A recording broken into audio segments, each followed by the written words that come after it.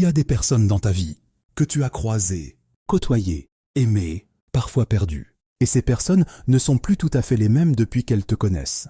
Elles ont changé quelque chose dans leur façon de se voir, dans leurs décisions, dans leurs standards, dans la façon dont elles parlent d'elles-mêmes. Et tu n'en sais probablement rien. Parce que les gens ne reviennent pas toujours te le dire. Parce que parfois ils ne savent pas eux-mêmes que c'est toi qui as planté cette graine. Parce que parfois des années passent avant que la graine germe vraiment. Et pendant tout ce temps, tu continues ta vie, en croyant peut-être que tu ne laisses pas vraiment de traces, que tu ne changes pas vraiment les choses, que ton impact sur les autres est limité. Aujourd'hui, je vais te montrer que tu as tort. Et je vais te montrer exactement comment tu changes les gens, sans t'en rendre compte, sans le chercher, juste en étant qui tu es. Si quelqu'un t'a dit un jour que tu avais changé quelque chose dans sa façon de voir les choses, laisse un like maintenant et reste jusqu'à la fin. Parce que le 7e mécanisme est celui que personne n'a jamais nommé de cette façon. Et c'est le plus puissant de tous. En psychologie sociale, il existe un concept appelé l'influence sociale implicite, contrairement à l'influence délibérée, qui utilise des arguments, des preuves, des stratégies de persuasion.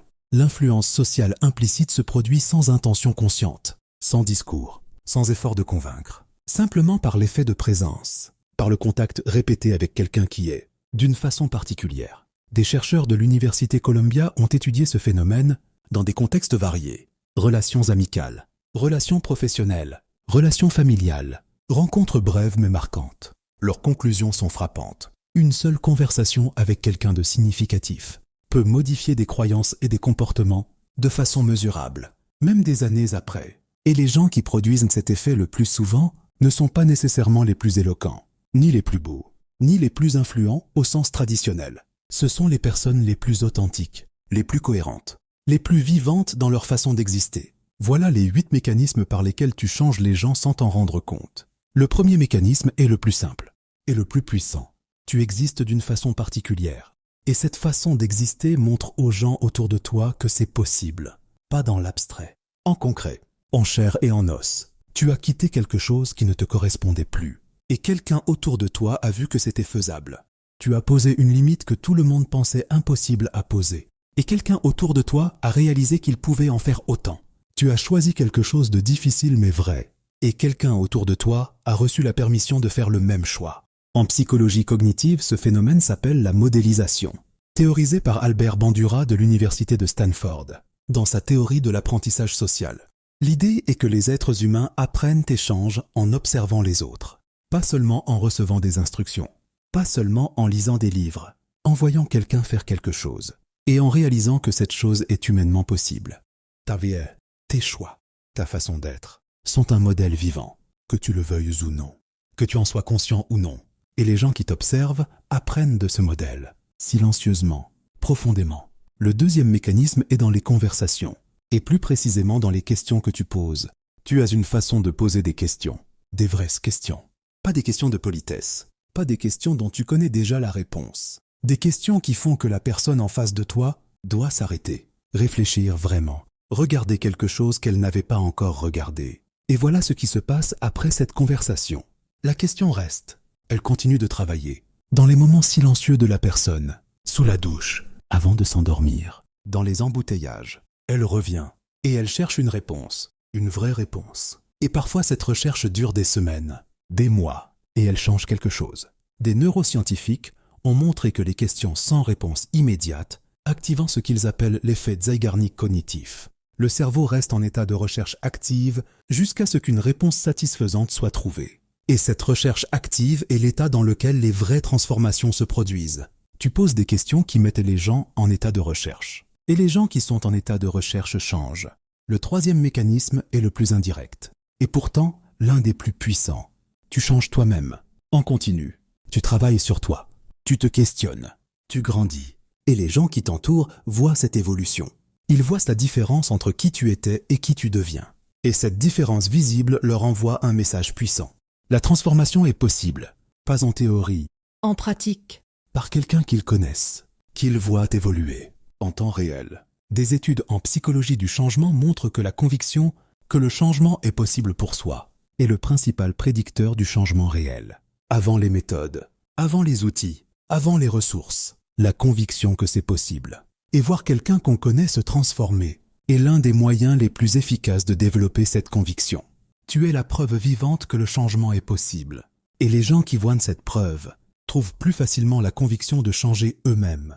Le quatrième mécanisme est le plus intime. Tu vois les gens, vraiment. Et parfois tu vois chez eux quelque chose qu'ils ne voient pas encore eux-mêmes. Un potentiel, une force, une qualité, une façon d'être particulière. Et quand tu le leur exprimes, pas de façon excessive, pas de façon calculée, juste parce que tu le vois et que tu le dis, quelque chose se passe. La personne reçoit une information sur elle-même qu'elle n'avait jamais entendue de cette façon. Et cette information peut changer quelque chose, parfois immédiatement, parfois beaucoup plus tard, mais quelque chose change. Le psychologue Robert Rosenthal de l'université Harvard a étudié ce phénomène qu'il appelle l'effet Pygmalion. Ses recherches montrent que la façon dont on perçoit quelqu'un et la façon dont on lui exprime cette perception modifie réellement ses comportements et ses performances. Les gens ont tendance à devenir ce qu'on leur dit qu'ils sont, quand la source de ce message est quelqu'un en qui ils ont confiance, quelqu'un qui les voit vraiment. Et si tu es ce quelqu'un pour certaines personnes, tu as un pouvoir de transformation que tu n'imagines probablement pas. Les 4 premiers mécanismes parlent de la façon dont tu influences les gens par tes actions et tes paroles.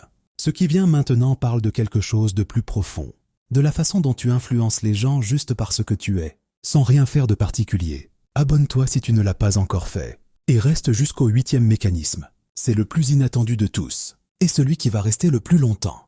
La 5e mécanisme est le plus inconfortable pour ceux qui en sont l'objet, et le plus transformateur à long terme. Ta façon d'être confronte les gens à eux-mêmes. Pas de façon agressive, pas de façon intentionnelle, mais ta cohérence révèle leurs incohérences. Tes standards révèlent leurs compromis. Ta liberté révèle leur chaîne choisie. Ta façon de traiter les gens révèle la façon dont ils traitent les gens. Et cette confrontation silencieuse, ce miroir involontaire que tu tiens sans le savoir, est souvent à l'origine des remises en question les plus profondes. Des chercheurs en psychologie du changement ont documenté ce qu'ils appellent les moments de rupture cognitive. Ces moments où quelque chose dans l'environnement, souvent une observation sur quelqu'un d'autre, crée une dissonance suffisamment forte pour déclencher un processus de questionnement réel. Aide-toi, juste en étant toi. Tu crées ces moments chez les gens qui t'entourent. Parfois ils t'en veulent pour ça, temporairement, puis ils te remercient, intérieurement, et parfois ils changent. Le 6e mécanisme est le plus poétique, et le plus réel. Il y a des gens qui ont oublié une partie d'eux-mêmes, une partie qui existait, une partie qui voulait quelque chose, qui avait des rêves, des désirs, une façon d'être plus vraie, et que les années, les obligations, les compromis, les peurs, ont peu à peu recouvert. Et quand ces personnes entrent en contact avec toi, avec ta façon d'être, avec ta façon de vivre, quelque chose en elles se rappelle, quelque chose qui dit « c'est ça que je voulais, c'est ça que j'étais avant de décider que c'était impossible ». Tu n'as rien fait de spécial, tu as juste été toi, mais ta façon d'être toi a réveillé quelque chose chez eux, et un souvenir réveillé peut changer une vie. Parce qu'un souvenir réveillé dit « ce que tu pensais perdu n'est pas perdu, il attend ». Le 7e mécanisme est celui que personne n'a jamais nommé de cette façon. Tu élèves les standards relationnels des gens qui passent du temps avec toi. Comment? En leur offrant quelque chose qu'ils n'avaient peut-être pas expérimenté avant. Une écoute vraie, une honnêteté bienveillante, une présence sans agenda, une façon d'être avec eux qui ne calcule pas, qui ne manipule pas, qui ne joue pas, et en recevant ça de toi, même une seule fois, même dans une seule conversation, quelque chose change dans leur référentiel. Ils savent maintenant. Ils ont expérimenté. Ils ont un point de comparaison. Et une fois qu'on a expérimenté quelque chose de vrai, il est très difficile de se satisfaire longtemps de quelque chose de faux. Tu as élevé leur standard, pas en le disant, en l'incarnant. Et un standard élevé est quelque chose qu'on ne peut pas désapprendre. Une fois que tu sais ce que c'est, tu ne peux plus ne pas savoir. Et voilà le 8e mécanisme, le plus inattendu, le plus difficile à expliquer, et pourtant le plus puissant de tous. Tu donnes aux gens la permission d'être eux-mêmes, pas explicitement, pas par des mots, mais par ta façon d'être toi-même, complètement, sans t'excuser, sans te lisser, sans performer pour être bien reçu. Tu montres que c'est possible d'être soi, vraiment soi, dans une interaction, dans une relation, dans une vie.